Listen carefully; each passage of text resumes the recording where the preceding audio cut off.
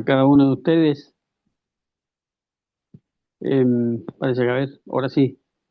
A ver, déjenme ver una cosita. ¿Me escuchan? ¿No es así? Porque no sé si me escuchan. Sí, hermano, le escuchamos bien. Ya, qué bueno. Me alegro, hermano, de estar de nuevo con ustedes en este cambio estacional, donde esperamos y se vaticinan en realidad buenas lluvias desde la región de Coquimbo hacia el sur.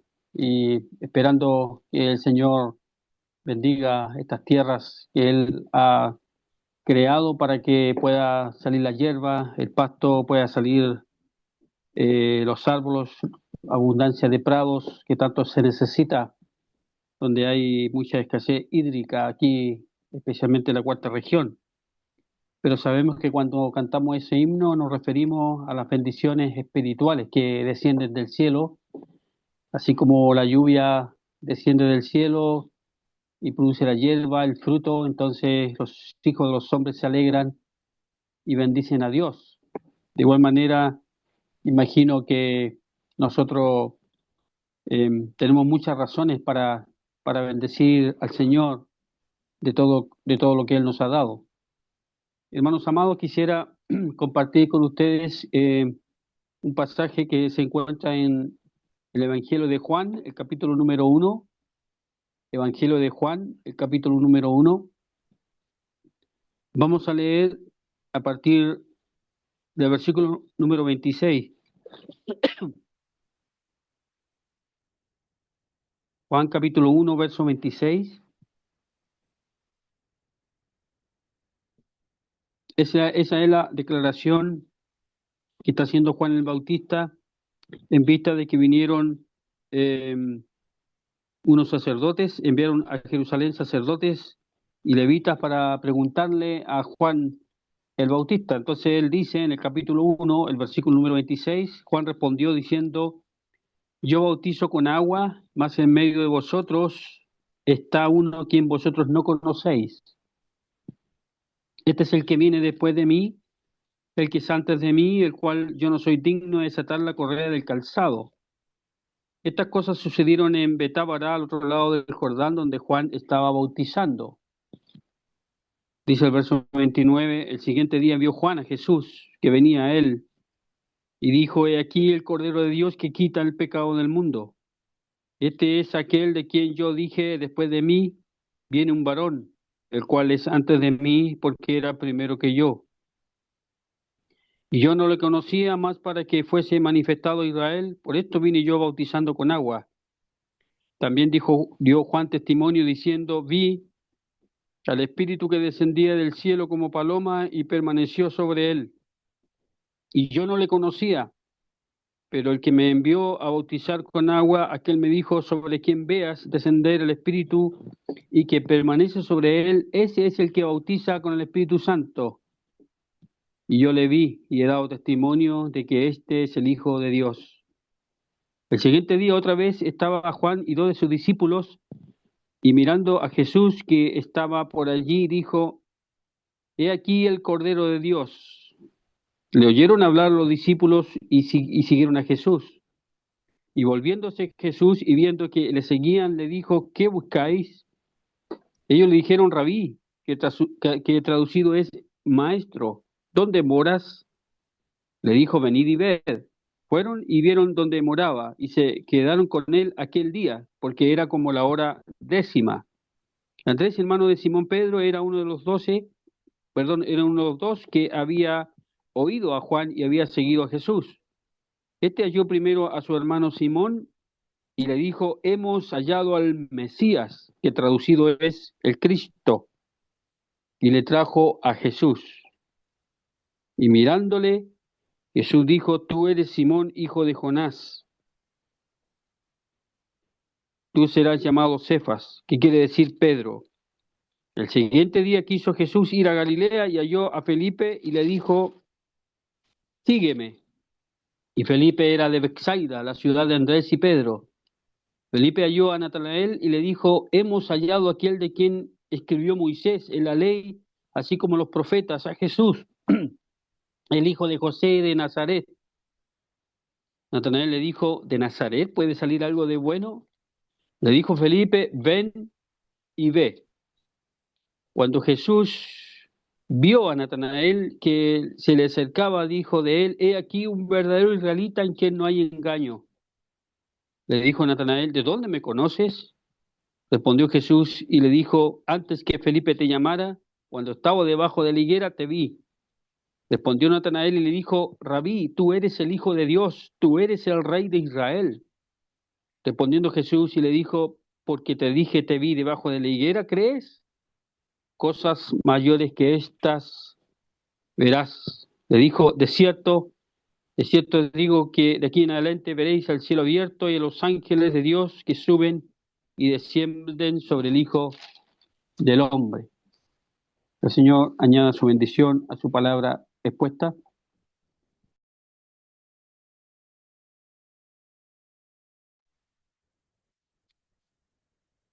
En el Evangelio de Juan, en los primeros capítulos, vemos cómo el Señor utilizó el testimonio de Juan el Bautista para, para darnos a conocer el encuentro que él tuvo con el Señor.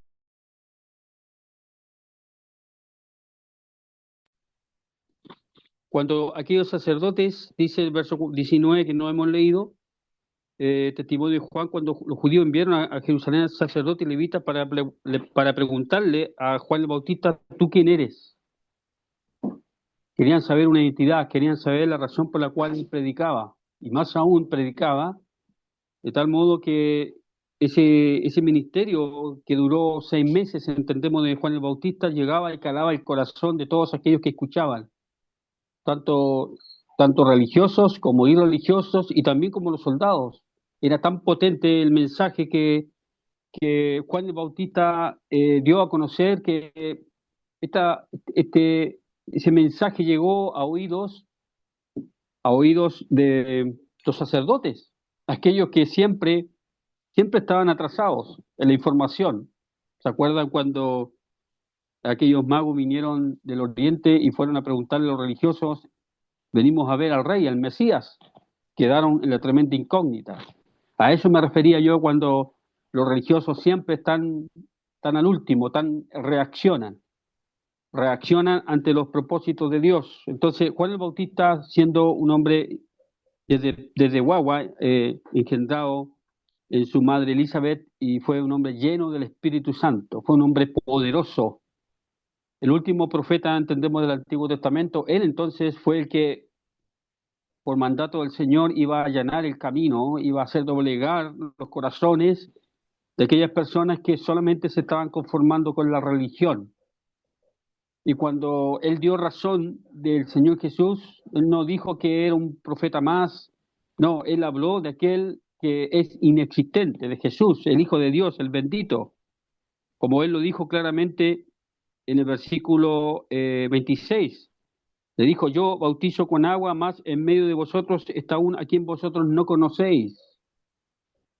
Sabe, estimados hermanos, que las religiones, las sectas, las denominaciones, los grupos que se forman y que toman el nombre de Jesús, no le conocen.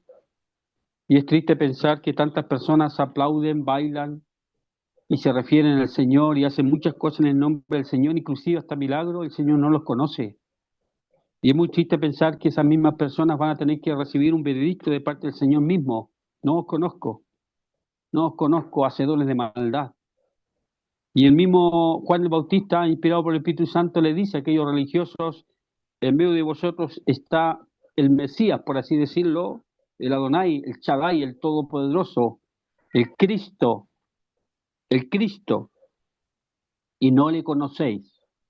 Interesante, hermano, que desde ahí para adelante, hasta lo que hemos leído al final del versículo número 51 del capítulo 1, se da a entender esas expresiones de venir y ver al Señor, contemplar al Señor, admirarnos quién es Él realmente, aquel que no solamente tenemos nosotros una mirada de Él, sino que Él tiene una mirada de nosotros, así como a Natanael, Él ya lo conocía, y nos conoce a cada uno de nosotros, antes que nosotros nos convirtiésemos, Él ya nos conocía. Por lo tanto, aquí encontramos aquel todopoderoso aquel Señor que se quiso manifestar al pueblo de Israel y lo hizo primeramente con personas humildes como los pastores y así muchas personas que estaban esperando la consolación de Israel como Simeón y tantos otros más humildes pero poderosos en confiar, en creer en las promesas del Señor. No así con los religiosos que Juan el Bautista podía decir una gran verdad, a quien vosotros no conocéis. Por la gracia de Dios, nosotros los creyentes podemos decir que en alguna medida conocemos a Dios. ¿En qué sentido en alguna medida? Porque no estamos completos, acabados para poder contemplar tal cual como es nuestro Salvador. Si lo conociésemos, hermanos, tal cual como el Señor es, sus deseos, sus anhelos, su voluntad, sus propósitos para con nuestras vidas, yo creo que nuestras vidas cambiarían 180 grados. Y antes que pasara eso, tendríamos que caer desplomados como Juan vio la revelación del Señor Jesucristo. Cuando él le vio, dice que cayó como muerto. Entonces, en ese diálogo entre Juan el Bautista y aquellos emisarios que venían de parte de, de los religiosos, él le dice el verso 27, este es el que viene después de mí, el que es antes de mí, el cual yo no soy digno de desatar la correa del calzado. Esa era, tenía la visión, la convicción, la revelación del Espíritu Santo de que Juan podía hablar de Jesús diciéndole que Él es antes de todas las cosas y por sobre todas las cosas. Y por lo tanto, da testimonio del Señor Jesús, porque para eso nació Juan el Bautista, para ser aquel precursor, aquella voz, dice la palabra de Dios, aquella voz en el desierto. Imagínense lo que habla el Señor de Juan el Bautista en el Antiguo Testamento, la voz del desierto, la voz de uno que habla de parte de Dios y para los hombres. Juan el Bautista no fue un hombre, como bien dijo el Señor, un hombre que andaba de fiesta en fiesta, andaba con vestimentas especiales, buscando lugares especiales, con amigotes. No, Juan el Bautista es un hombre aislado. Él estaba en comunión con el Señor, sin ninguna apetencia por las cosas de este mundo, ninguna, nada, absolutamente nada. Y este hombre, el Señor le concedió la posibilidad de ver con sus ojos a su Mesías, pero tenía que recibir una señal. Por eso dije delante que en el contexto que hemos leído siempre está la mirada, está hablando de la mirada, no una mirada como lo tuvieron los religiosos y muchas personas, inclusive hasta los mismos discípulos, miraron al Señor, pero no creyeron en Él. En muchas cosas ellos no creyeron en el Señor. Entonces dice la palabra de Dios que estas cosas sucedieron en Betábara, al otro lado del Jordán, donde Juan estaba bautizando. Luego, el siguiente día, dice el verso 29, vio Juan a Jesús que venía a él y dijo, he aquí el Cordero de Dios que quita el pecado del mundo. Este es aquel de quien yo dije, después de mí viene un varón, el cual antes de mí es antes de mí porque era primero que yo. Estaba reiterando lo mismo que él había dicho a los judíos, a los religiosos, pero ahora se lo está diciendo a sus discípulos. Y tuvo esa revelación, he aquí el Cordero de Dios. ¿Quién jamás hubiera tenido ese miramiento, esa revelación de todos los profetas en el Antiguo Testamento que pudiera señalar a Jesús, el Mesías, el hijo de José y de María, aquel que nació y se crió, que nació en Belén y se crió en Nazaret? Ningún otro profeta jamás tuvo la mirada y pudo contemplar con sus ojos a su Mesías, sino Juan el Bautista. Un hombre tremendamente bendecido por inspiración del Espíritu Santo podía decir de Jesús, he aquí el Cordero de Dios que quita el pecado del mundo. Todas las escrituras, todos los sacrificios del Antiguo Testamento convergen en una persona, Jesús. Y que Juan el Bautista, inspirado por el Espíritu Santo, dice, he aquí el Cordero de Dios. Imagínense, todo lo que los israelitas, los judíos sabían, en la Pascua, en el mes de Aviv, ellos sabían que tenían que preparar el Cordero Pascual.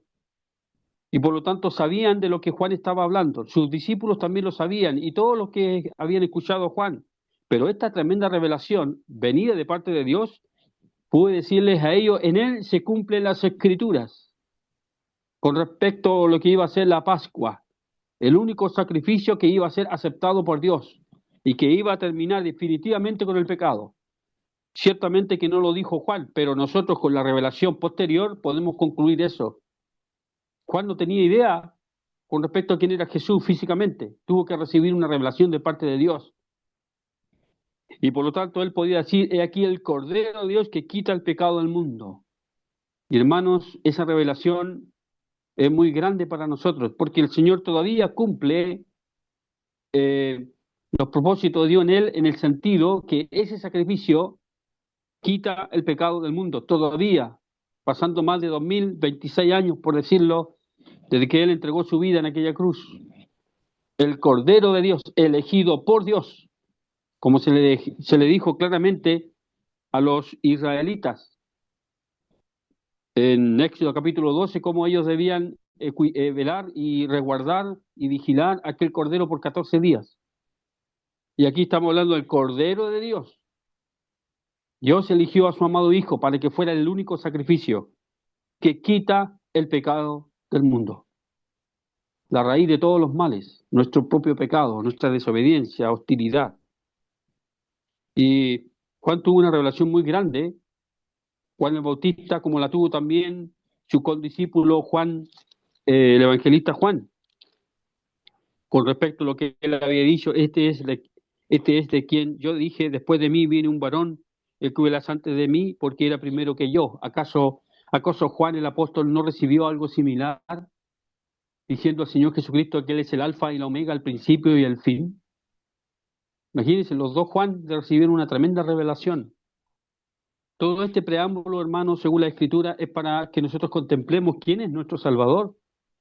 Por eso que en varias partes aquí se habla de venir y ver, se habla eh, que tenían ellos que contemplar al Señor, que tenían ellos que ir, como dice también en el versículo 46, 1:46, Natanael le dijo, ¿de Nazaret puede salir algo bueno? Le dijo Felipe, ven y ver, venir y ver, contemplar. No es impositivo obligado para nadie, es una cosa voluntaria. Y eso es lo que nos sucedió a nosotros, que recibimos este mensaje, que nuestros hermanos nos predicaron el Evangelio y nos señalaron a Jesucristo como el único que quita el pecado del mundo, y que nosotros, convictos por medio del Espíritu Santo, recibimos, lo primero que recibimos del Espíritu Santo es la convicción de nuestro propio pecado, y dolientes y afectados vinimos al Señor. Y el Señor, con nuestra confianza y con nuestra humildad, reconociendo, humillados delante de Él sabe que nosotros creímos. Cuando usted se arrepintió, hermano, cuando nos convertimos al Señor, Él supo que era de verdad, de corazón. Por eso que tenemos el perdón de todos nuestros pecados. Por eso que hemos sido sellados con el Espíritu Santo. Y Juan había dicho que yo no lo conocía más para que fuese manifestado a Israel, por esto vine yo bautizando con agua. También dijo Juan, dio testimonio diciendo, vi el Espíritu que descendía del cielo como paloma y permaneció sobre él. Una revelación totalmente extraordinaria. Yo me pregunto, con lo que hemos leído en el versículo 32, ¿acaso solamente Juan vio el Espíritu Santo? Vi al Espíritu que descendía del cielo como paloma y permaneció sobre él. Y yo no lo conocía. Era su primo. Entendemos que era primo de él. Pero el que me envió a bautizar con agua, aquel me dijo, sobre quien veas descender el Espíritu y que permanece sobre él, ese es el que le bautiza con el Espíritu Santo. Y yo le vi, dice Juan, y he dado testimonio de que este es el Hijo de Dios. Ahí acaba, desde mi punto de vista, ahí acaba la revelación que Juan le dio, que el Señor le dio a Juan el Bautista. Yo le vi y he dado testimonio que este es el Hijo de Dios. Ese era precisamente el trabajo, la función, la misión que tenía Juan el Bautista. Yo le vi y he dado testimonio que este es el Hijo de Dios. Más nada podía hacer Juan el Bautista. Lo demás quedaba a la disposición de los religiosos, de los israelitas y de todos aquellos que quisieran escuchar el testimonio de Juan, como escuchar el testimonio de un evangelista, de un predicador, de cualquiera de nosotros que pudiera señalar a Jesús como el Salvador del mundo. ¿Qué más podemos hacer? Juan hizo eso. Yo le vi y he dado testimonio de que este es el Hijo de Dios. Dice que al otro día, estaba Juan y 2 de sus discípulos, y mirando a Jesús que andaba por allí, dijo: He aquí el Cordero de Dios. Volvió a reiterar el mismo mensaje. Le oyeron hablar los 2 discípulos y siguieron a Jesús. Y volviéndose Jesús, viendo que le seguía, le dijo: ¿Qué buscáis? Ellos le dijeron: Rabí, que traducido es maestro, ¿dónde moras? Entonces, la tarea que Juan el Bautista había sido encomendado de llevar a las personas a Cristo, aquella voz que instaba a la gente que allanara sus caminos pedregosos, sinuosos, que pudieran ellos arrepentirse y recibir al Señor, porque la esperanza que estaban recibiendo los israelitas era muy grande, poderosamente grande. Habían 400 años donde Dios no había manifestado su poder para con el pueblo de Israel. 400 años, 400 años, muchas generaciones. Entonces el Señor, teniendo sus propósitos, porque Él no se adelanta ni se atrasa, en el momento oportuno Él permitió que el Señor Jesucristo naciera, y también 6 meses antes naciera Juan el Bautista, para que Él pudiera llevar a las personas, principalmente a los israelitas, para que se arrepintieran y recibieran al Señor como el Mesías, como el prometido, como el Cristo. Entonces, esa era la misión de Juan el Bautista. Ahora el Señor, Él sabía que Él se iba a manifestar después que Juan el Bautista hiciera su obra. Así está establecido en las Escrituras. Como dice también la profecía de Malaquías: antes que venga el Señor, iba a mandar el espíritu de Elías para anunciar la venida del Mesías. Entonces los discípulos, ¿sabe qué resolvieron los discípulos? Seguir a Jesús, porque eso era lo que Juan el Bautista había dicho en otra oportunidad. Ya no era necesario que lo siguieran a él, a Juan el Bautista. Juan el Bautista no sabía que él iba a morir en poco tiempo más, solamente que él asume esa misión que el Señor le había dado, que pudieran sus discípulos ir a Jesús. Y siguieron a Jesús. Juan el Bautista no sintió nada en su corazón, sino todo lo contrario, dicha alegría que él había acabado su obra. Él era el camino, era la voz para llevar a otros a Cristo. Oyeron hablar los 2 discípulos y siguieron a Jesús. Y volviéndose Jesús, viendo que le seguía, le pregunta: ¿qué buscáis? Interesante pregunta que el Señor hace a las personas que dicen que le buscan. Generalmente uno quisiera tomar esa expresión del Señor a las personas para hacerles pensar: ¿a qué van al local? ¿A qué van a escuchar la palabra de Dios? Seguramente allí en Santa María hay muchos lugares, y hemos conocido y conocemos personas que de años escuchan la palabra de Dios, pero no se ve en ellos un verdadero, genuino interés. Hay personas que escuchan la palabra de Dios, saludan y se van. Vuelven, escuchan la palabra de Dios, saludan y se van. Vuelven, escuchan la palabra de Dios, saludan y se van. Y uno se pregunta: ¿qué buscan? ¿Qué buscan? Y el Señor, seguramente todas las veces que Él intervenía y hacía estremecer las conciencias de los corazones de las personas, no con la intención de desecharlos, sino de transparentar que ellos se dieran cuenta la razón, el motivo por lo cual iban al Señor, escuchaban sus palabras. Tiene que haber algo que haga que una persona vaya al Señor, pero con el corazón de recibir respuestas, de poder encontrar al Señor. ¿Qué buscáis?, le dice Él. Y ellos obviamente le habían dicho: maestro, rabí, ¿dónde moras? Entiendo que el Señor moraba en una casa. Según uno ve un paralelo en Marcos capítulo 3, versículo número 19, está hablando lo mismo, la elección de los 12 apóstoles. Dice Marcos 3:19, y hablando de los discípulos, y al final dice: vinieron a casa.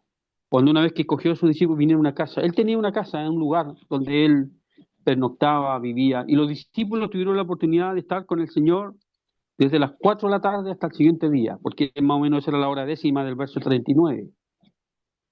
¿Dónde moras? Interesante pregunta que el Señor le hizo a los discípulos: ¿qué buscáis? interesante pregunta que los discípulos dijeron al Señor, ¿dónde moras? ¿Cuál era el interés que tenían los discípulos de preguntarle al Señor, ¿dónde moras? Porque ellos habían sido aleccionados por Juan el Bautista de que tenían que seguirle. Y seguramente ellos también seguían a Juan el Bautista, pero llegó un momento en que ya tenían que seguir al Señor Jesucristo. Me hace pensar de lo que uno lee en Lucas 24, donde el Señor se encontró con dos personas y ellos llegaron a la aldea donde iban y él hizo como que iba más lejos. Más ellos le obligaron a quedarse diciendo, quédate con nosotros porque se hace tarde y el día ya ha declinado. Entró pues a quedarse con ellos. Yo creo que tanto en Lucas, capítulo 24, como que el Señor iba para otro lado. Y la pregunta que el Señor le hace a los discípulos, ¿qué buscáis? Era para ver qué había realmente en sus corazones. Si acaso le buscaban a Él de corazón. ¿Cuántas veces el Señor estuvo delante de Él a personas que solamente eran curiosas como Herodes? Quería saber de Él si hiciera un milagro, nada más que eso. ¿Cuántas personas fueron al Señor para ver que hiciera un milagro? Y les hizo milagro y se fueron. ¿Cuántas personas, la verdad, se acercaron al Señor solamente por curiosidad, solamente porque todo el tumulto de la gente iba atrás de Él? Y a la final el Señor llegó un momento, Juan capítulo 6, que le dice, ustedes no me siguen por lo que yo soy, por lo que las escrituras hablan de mí. Ustedes me siguen porque yo los sacio de pan físico. Y dice la palabra de Dios que muchos de los llamados discípulos se volvieron atrás. ¿Acaso el Señor no tiene el derecho de hacernos pensar a nosotros, de hacernos escudriñar? Hermano, ¿usted alguna vez se ha preguntado por qué hace las cosas que hace? ¿Por qué uno lee la Biblia? ¿Por qué uno ora? ¿Por qué uno frecuenta las reuniones? ¿Por qué uno se mantiene relacionado, inmiscuido en las cosas del Señor? ¿Por qué lo hace? ¿Cuál es la razón? ¿Fuimos enseñados así, solamente así porque lo dijeron? ¿O realmente hay otro motivo fundamental, profundo del alma, que es seguir a una persona, es seguirle al Señor en la vida? Y hicimos un compromiso delante del Señor para seguirle a Él el resto de nuestras vidas. Hermano, hicimos un compromiso delante del Señor. Es para el resto de nuestras vidas. Para el resto de nuestras vidas. Entonces, por supuesto que el Señor podía preguntarle a ellos, ¿y qué buscáis? Como una vez le preguntó el Señor en el último capítulo de Juan, le pregunta a Pedro, ¿y qué a ti? No, no con la intención de que, ¿y tú qué estás haciendo? ¿Estás desocupado? No, con la intención de hacerlo pensar, ¿y tú? ¿Y yo? Entonces, obviamente que el Señor, teniendo sus brazos abiertos, teniendo la disposición, Él jamás desechó a nadie, porque Él lo había dicho, el que a mí viene yo no lo echo fuera. Y los discípulos de Juan iban a Jesús, jamás, nunca en su corazón, Él iba a echar afuera a aquellos discípulos que habían sido aleccionados por Juan para ir a Jesús. Imposible, Dios no nos desecha, no nos desestima. El problema, hermanos, el problema lo tenemos nosotros, que no apreciamos al Jesús como debiéramos apreciarlo. Si Él no puede mirar y por detrás de la celosía, correr la cortina para ver si somos nosotros o no. Y si somos nosotros, entonces no, que venga otro día. No, no, no, eso lo hacemos nosotros con los humanos, pero el Señor no lo hace con nosotros. Entonces el Señor, una vez que los discípulos son sinceros y le preguntan al Señor dónde mora, con qué intención le preguntan dónde mora, porque ya eran las 4 de la tarde y las 4 de la tarde ya es la hora que empieza a oscurecer, es la hora en que empieza a declinar la tarde y se asoma la noche. Y como no había luz eléctrica, lo mejor que había que hacer es resguardarse. Y más aún con el Señor Jesucristo. Imagínense las conversaciones que podían haber tenido esas personas con el Señor y lo que significaban que en ese momento estaban al resguardo, al alero, al regazo, al redil del Todopoderoso, del Señor Jesús. Ellos esa noche, por decirlo, podían descansar tranquilamente porque tenían a su haber al Señor Jesucristo, al Todopoderoso, y estuvieron con Él. Y Él le dijo, obviamente que antes que estuvieran con Él toda la noche, Él le dijo, venid y ved. Y eso es lo que llama la atención en este capítulo cada vez que habla de venir y ver, de contemplar.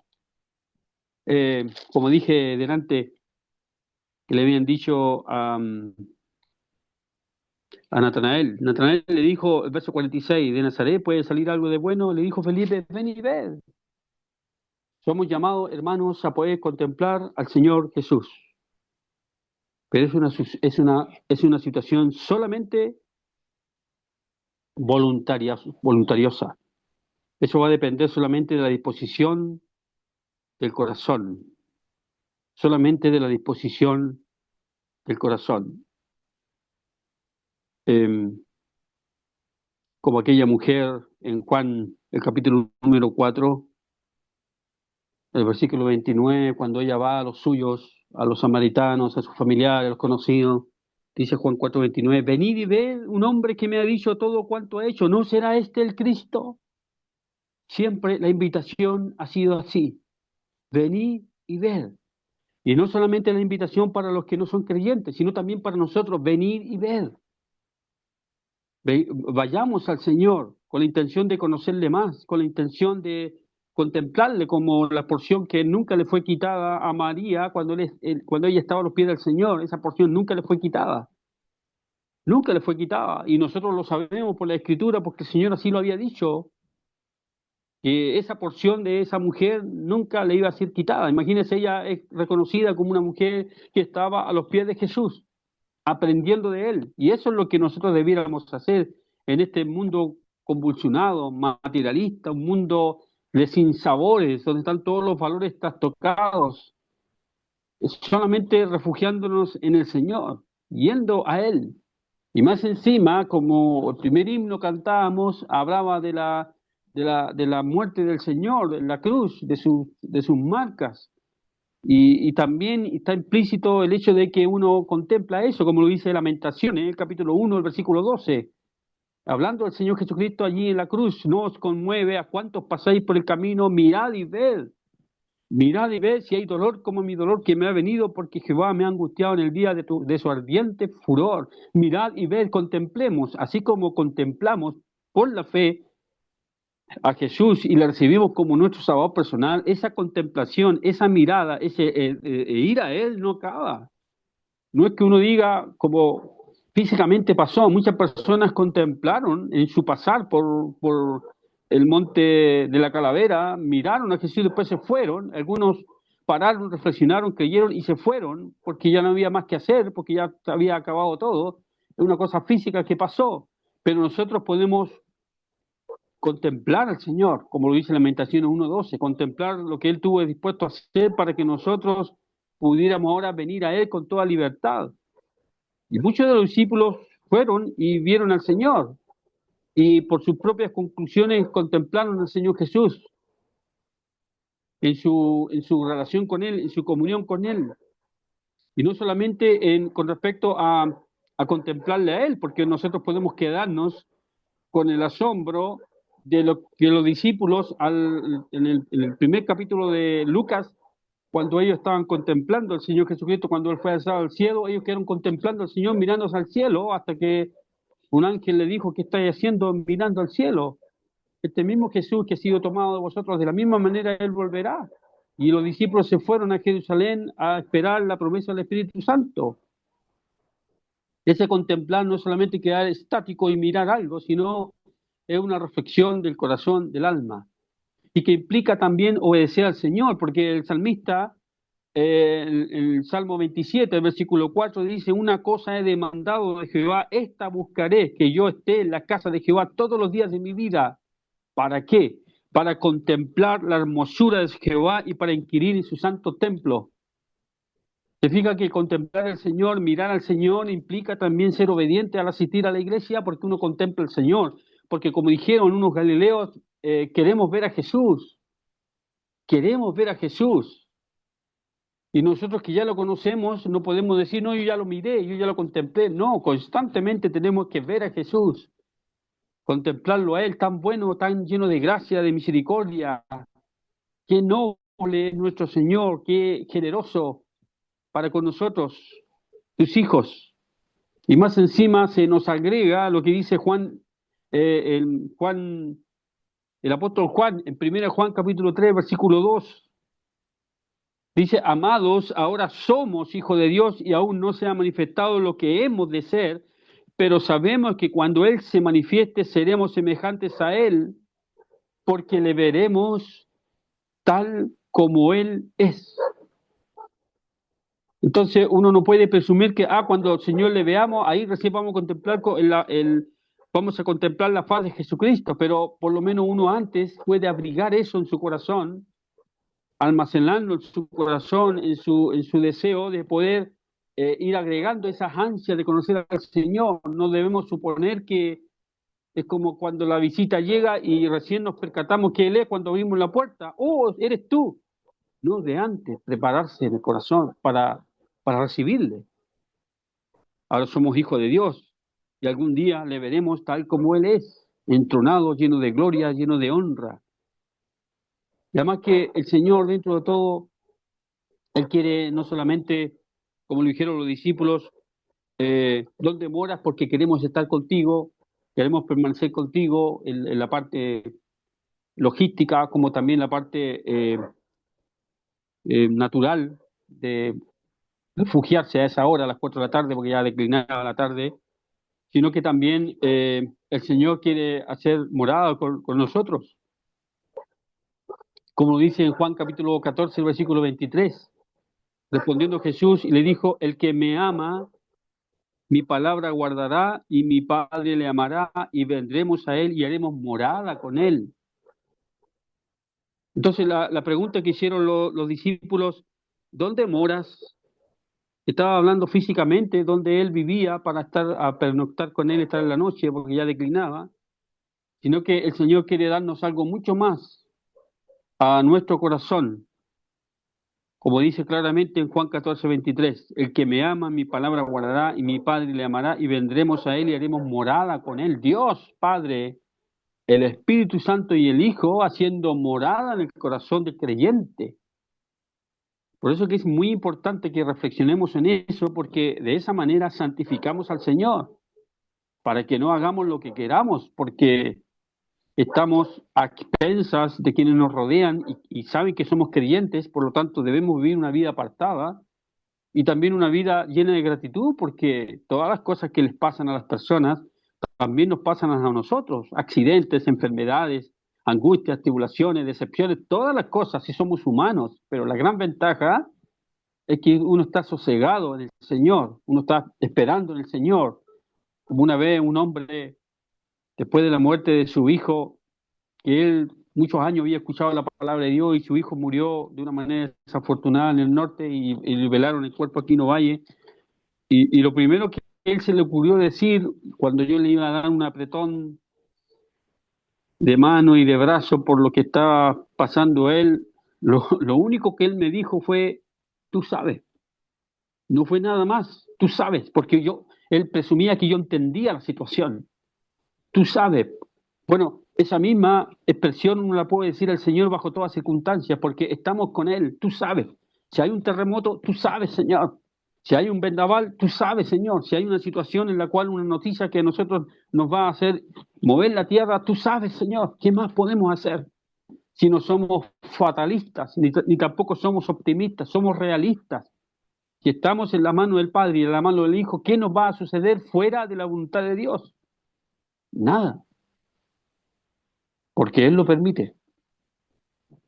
Y también involucra el contemplar al Señor, tiene que ver también con la participación de nosotros en la iglesia, porque el Señor tiene su morada, no en el edificio, no en el local, sino en la iglesia, como lo dice claramente el apóstol Pablo en Efesios capítulo 2, versículo 21, en quien todo el edificio bien coordinado va creciendo para ser un templo santo en el Señor, en quien vosotros también sois juntamente edificados para morada de Dios en el Espíritu. Hermanos, el Señor está en tu corazón y está en mi corazón, en la mente de uno también. Y por lo tanto, bien dice el apóstol Pablo, llevando todo pensamiento cautivo a la obediencia de Cristo. Y más aún el apóstol Pablo dice, en la carta, capítulo 3, si no mal recuerdo, 1 Corintios, dice que tenemos la mente de Cristo. Lo que nosotros pensamos debiera pensarlo Cristo o Cristo de nosotros, en el sentido de que pensamos igual, de la misma manera. Tenemos puntos de vista totalmente semejantes, porque nosotros nos nutrimos por su palabra. Y por lo tanto, lo que Él piensa, nosotros debemos pensarlo. Y tenemos al Señor, le tenemos a Él como nuestra morada. Y por lo tanto, somos llamados a, como se le dijo a los discípulos, venid y ved. Y fueron donde moraba el Señor y se quedaron en aquel día, seguramente esa tarde noche, porque era como la hora 10ª. Un cambio de horario, en el sentido de que ya había que resguardarse. Hermano, aquí no hay, ahora hace frío. Y siempre cuando hace frío, en lo personal, a mí me gusta abrigarme porque soy friolento. Pero eso a mí me hace pensar en mi alma. Siento frío en este mundo. Hermano, ¿usted siente frío en este mundo? ¿Está cómodo? ¿Estamos cómodos en este mundo? ¿Estamos satisfechos, autocomplacientes? ¿Nos sentimos bien en este mundo frívolo? Un mundo injusto, cruel. Entonces, siempre en esta temporada de cambio estacional, a mí me hace pensar que uno anda buscando el abrigo, y está bien, es así, es normal, pero espiritualmente, hermanos, buscamos el abrigo del Señor. Por eso decía, ¿qué habrá pasado con los discípulos cuando fueron al Señor donde Él moraba y estuvieron con Él toda la noche? Y obviamente tenían su fogata, tenían un modo de calentarse, pero estaban con el Señor Jesús. Ahora nosotros, obviamente que no vamos a estar con Él un rato o una noche, estamos siempre con Él, como Él lo dijo claramente en Mateo capítulo 28, he aquí yo estoy con vosotros todos los días hasta el fin del mundo, todos los días hasta el fin del mundo.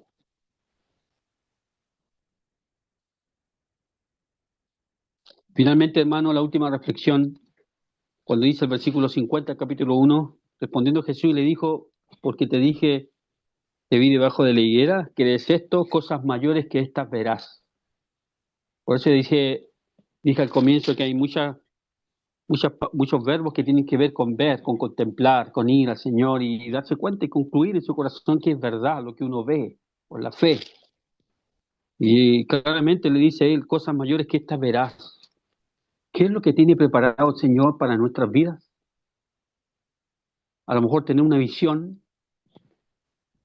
como la que tuvo Eliseo, si no mal recuerdo, cuando estaban todos los enemigos allí, las colinas, los cerros, y su siervo estaba todo temeroso, y aquel profeta dijo, Señor, concédele darle visión a ese hombre para que vean, y que vio millares de ángeles que estaban a disposición del Señor para resguardar a los suyos.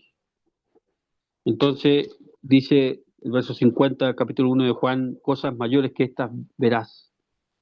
¿Acaso en nuestra vida, hermano, nuestro peregrinaje en este mundo, hemos visto cosas que nos han maravillado, contemplado, que si no fuera por la gracia de Dios, porque Él quiere dar visión, quiere dar contemplación a aquellos que realmente están ocupados en Él, aquellos que se ocupan y se preocupan en sus intereses?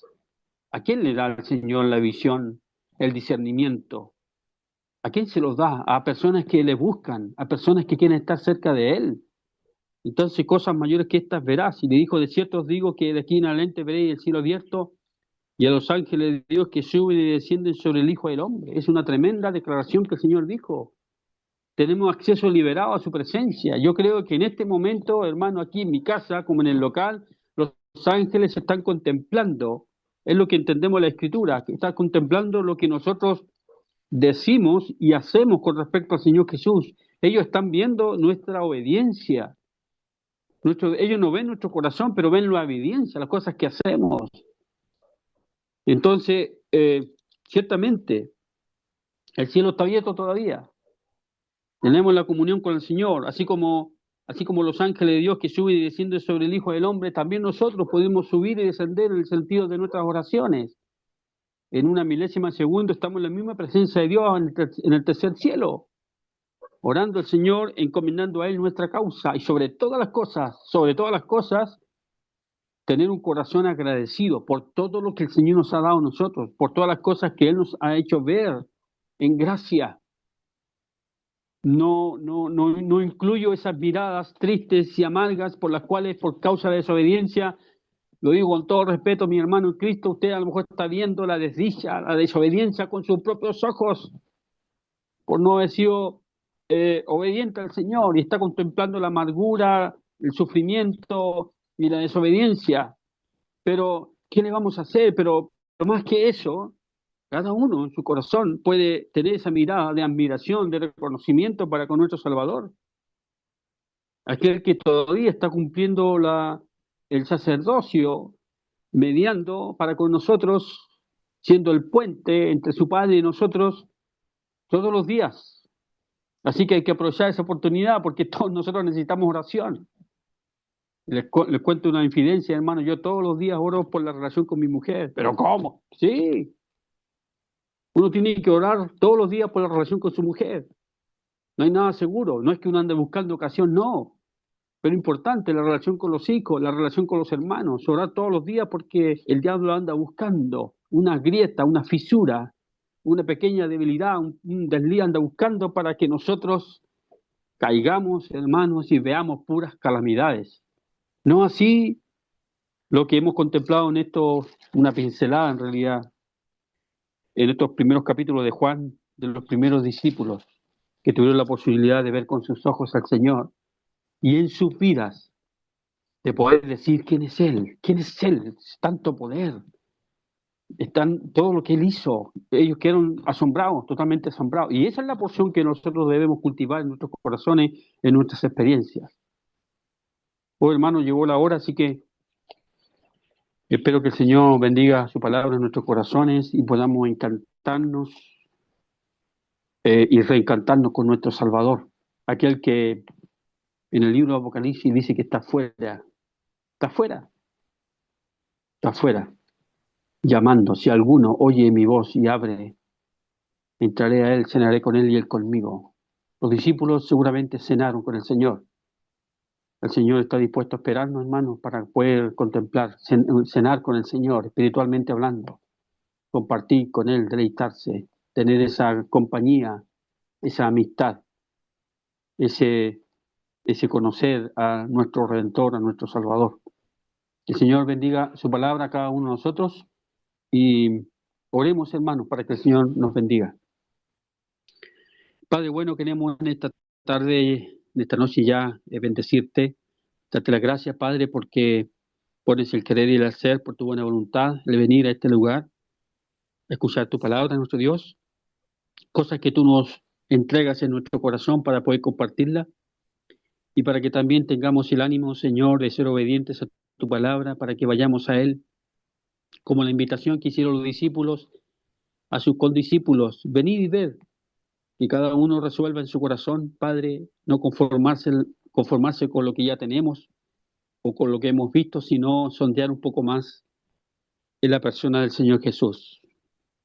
Perdónanos, Señor, porque la verdad no siempre tenemos el ánimo, no siempre tenemos las ganas, no siempre estamos dispuestos, Señor, a contemplar a nuestro Señor Jesucristo, pero gracias por tu paciencia, porque precisamente las reuniones, el contacto con tu palabra, nuestro Dios, somos llamados, motivados, exhortados para tener nuestra mirada, como dice el escritor, en el Señor Jesús, puesto los ojos en Él, aquel que le contempla, aquel que le admira, ciertamente, Señor, recibe una porción de bendición. Te bendecimos, rogando por cada uno de los hermanos que se congregan allí en Santa María, quienes a lo mejor están en medio de los hermanos y aún no son salvos, para que por la fe puedan contemplar al Señor Jesús. Y después de esta vida, seguir contemplándole nuestro Dios, tal como Él es. Te honramos, nuestro Padre, te bendecimos, rogando por nuestros hermanos que están delicados de salud, aquellos que están desanimados. Tú conoces nuestros corazones. Gracias por tu paciencia, gracias por esta instancia. Te honramos y te bendecimos y lo hacemos en el nombre del Señor Jesús. Amén.